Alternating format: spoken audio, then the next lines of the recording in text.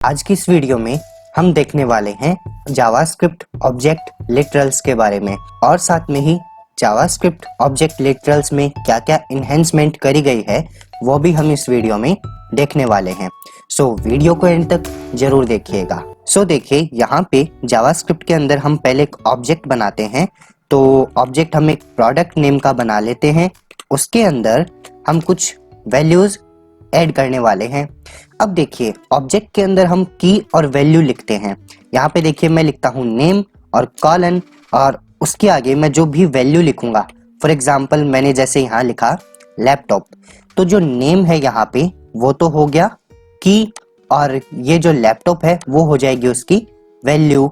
Same as it is देखिए मैं एक और लिख देता हूँ नीचे। अब यहाँ पे देखिए ऑब्जेक्ट लिटरल्स क्या होता है, ये आपका प्रोडक्ट है वो आपका एक ऑब्जेक्ट है और नेम और प्राइस उसकी क्या है, की है।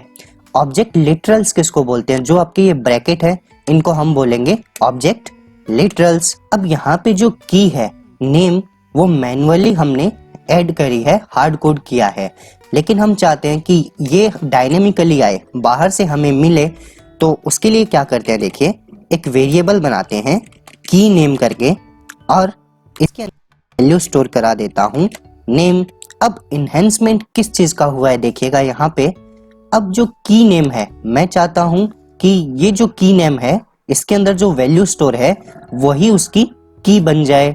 तो यहाँ पे इसके अंदर हम क्या करते हैं, यहाँ पे लगाते हैं ब्रैकेट और इसके अंदर उसको कर लेते हैं पेस्ट। अब देखिए इसका जो आउटपुट है वो हम देखते हैं हमें क्या मिलता है। उसके लिए हमें करना है console.log प्रोडक्ट को।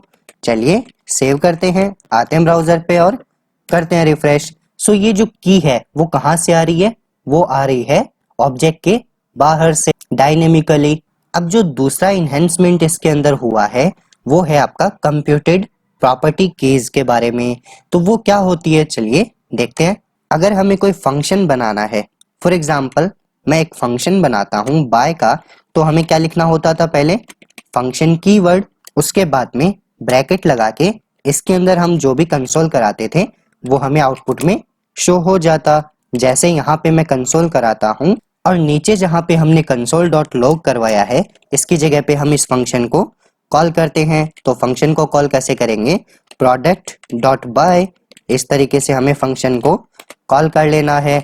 चलिए सेव, आते हैं ब्राउजर पे और करते हैं रिफ्रेश। लेकिन आज के जमाने में इतना बड़ा कोड कौन लिखेगा, इसके लिए इसमें इन्हेंसमेंट क्या हुआ है वो देखिए। जो ES6 है उसने क्या कहा कि आपको यहाँ पे फंक्शन लिखने की भी कोई जरूरी नहीं है और ये जो कॉलन साइन है वो भी अगर आप नहीं लगाओगे तो भी चलेगा। बस आपको इसकी जगह क्या करना है, ये ब्रैकेट लगा देना है। चलिए सेव करते हैं, अगेन आते हैं ब्राउजर पे और करते हैं रिफ्रेश।